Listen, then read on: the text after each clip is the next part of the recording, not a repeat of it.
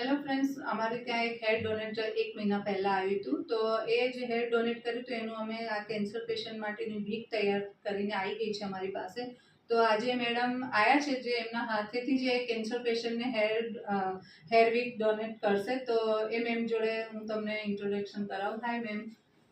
મારું નામ જાદવ જયશ્રીબેન છે. હું સોનાવથી છું અને મેં 1 મહિના પહેલા મારા હેર ડોનેટ કરેલા અને મને એટલી ખુશી છે ના પૂછો ને વાત. કારણ કે એક શું કહેવાય, વાળ સ્ત્રી માટે એક ઇમોશન હોય છે અને એ ઇમોશન જો તમે કોઈના માટે આપો છો તો એ જે કેન્સર પેશન્ટ છે એના માટે કેટલી સ્માઇલ આવે અને ત્યારે એની ખુશી છે ને બહુ જ બમણી થઈ જાય એમ.